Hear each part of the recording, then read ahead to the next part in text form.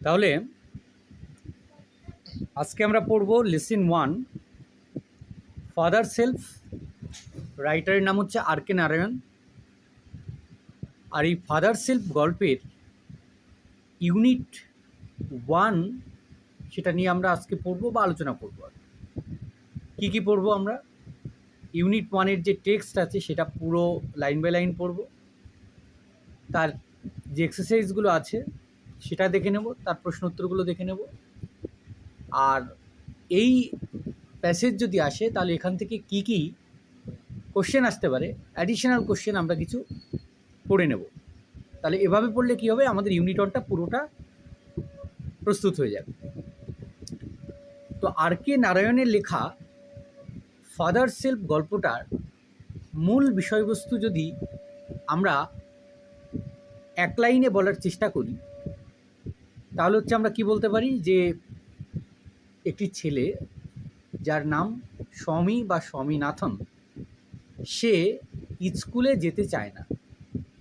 তো স্কুলে যেতে চায় না, সে কি করতে চায়? সে স্কুলে না গিয়ে সে বাড়িতে থাকতে চায় আর মাছ ধরতে যেতে চায়।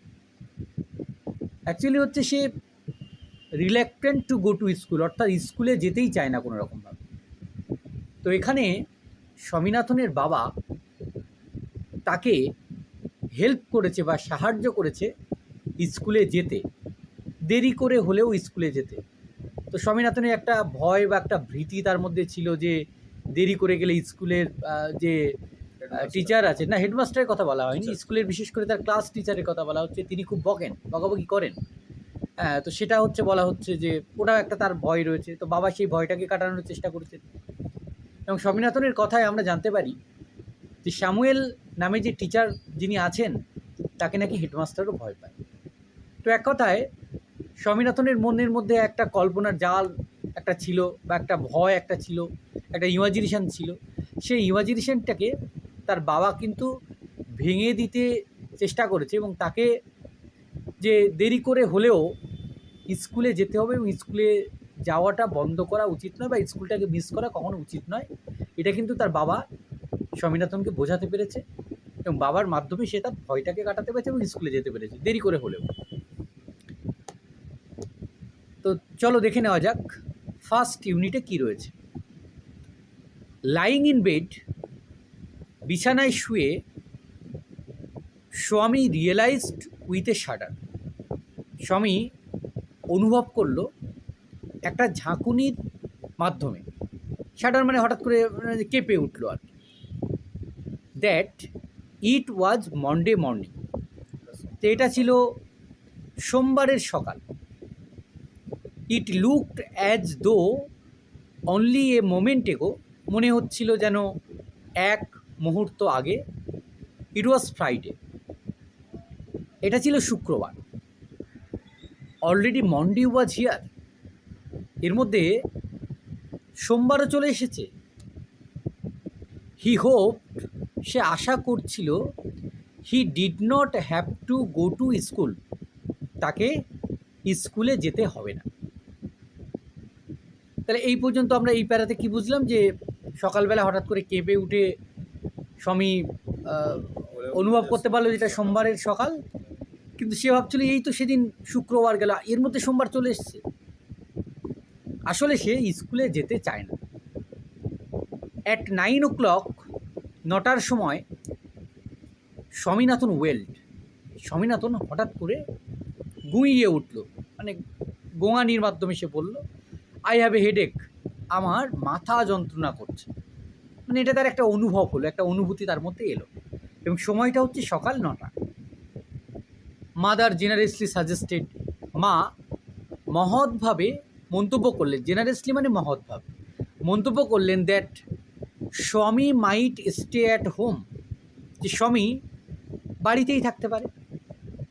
অ্যাট 9:30, 9:30 সময়, when he ought to have been in the school prayer hall, যখন তার স্কুলের প্রার্থনা কক্ষে থাকার কথা ছিল, স্বামী was lying on the bench in mother's room, স্বামী তখন শুয়েছিল কোথায়?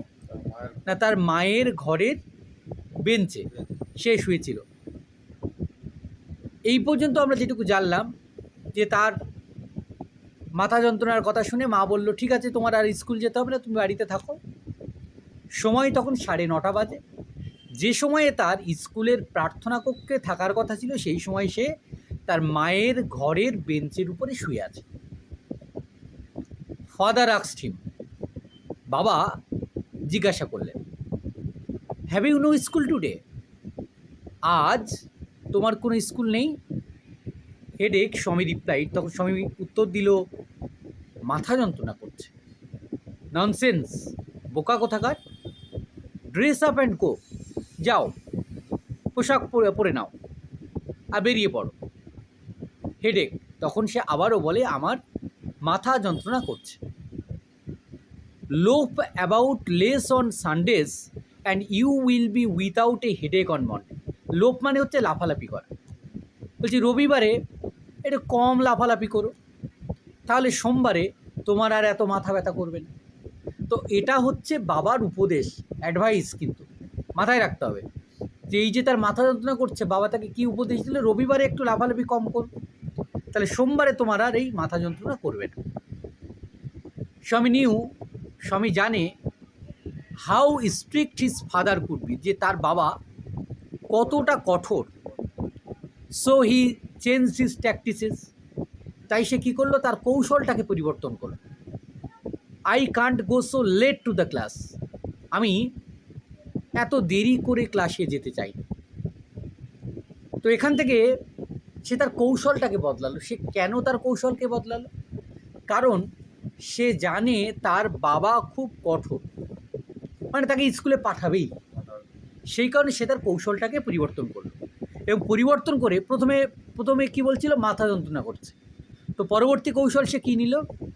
যে আমি এত দেরি করে স্কুলে যাব না। এটা হচ্ছে সেকেন্ড তার এক্সকিউজ বা দ্বিতীয় কৌশল আমরা বলতে পারি। সে কী বলছে? বাবা কি বলছে? বাবা বলছে যে ইউ উইল হ্যাভ টু, তোমাকে যেতেই হবে। It is your own fault, এ তো তোমার নিজের দোষ। ফল্ট মানে হচ্ছে দোষ, এটা তোমার নিজের দোষ। What will the teacher think if I go so late, যে শিক্ষক মহাশয় কী ভাববেন যদি আমি এত দেরি করে যাই? বাবা তখন বলছে, tell him you had a headache and so are late, তুমি বলবে যে তোমার মাথা ব্যথা করছে আর তাই তোমার দেরি হয়ে গেছে। He will scold me if I say so, scold মানে হচ্ছে বকাবকি করা বা তিরস্কার করা, যে আমি যদি এই কথাটা বলি তাহলে সে তো আমাকে খুব বকাবকি করবে। Will he, let us see, আচ্ছা তাই নাকি, ঠিক আছে চলো দেখা যাক। হোয়াট ইজ হিজ নেম, তখন বাবা জিজ্ঞাসা করলেন নাম কি তার? স্যামুয়েল, তার নাম হচ্ছে Samuel. Does he always school the students, আচ্ছা সে কি সবসময় ছাত্রছাত্রীদের এরকমভাবে বকাবকি করে? বাবা জিজ্ঞাসা করছে। তখন স্যামুয়েল বলছে, he is a very angry man, সে খুব রাগী মানুষ একটা। He is specially angry with boys who come in late, মানে তিনি রেগে দেন সেই সব ছেলেদের উপরে যারা দেরি করে তার ক্লাসে আসে। So I would not like to go late to Samuel's class, তাই আমি একেবারে দেরি করে স্যামুয়েল স্যারের ক্লাসে কিন্তু আমি যেতে পারবো। If he is so angry, যদি সে এতটাই রাগী হয়, why not tell your headmaster about it, তাহলে তোমরা মানে তোমাদের যে হেডমাস্টার আছে তাকে কেন এই কথাটা বলো না? They say that even the headmaster is afraid হবে, তারা বলে যেমন কি হেডমাস্টারও নাকি তাকে দেখে ভয় পায়। তো এই পর্যন্ত হচ্ছে ইউনিট 1-এর টেক্সটটা ছিল। ঠিক আছে, বুঝতে পেরেছো?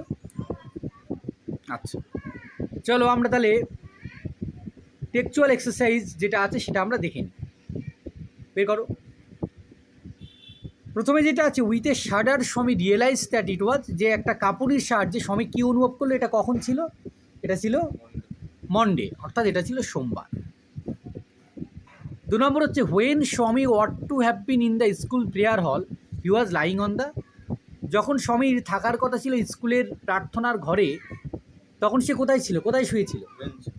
সে শুয়েছিল বেঞ্চে, তার মায়ের ঘরের বেঞ্চে সে শুয়েছিল।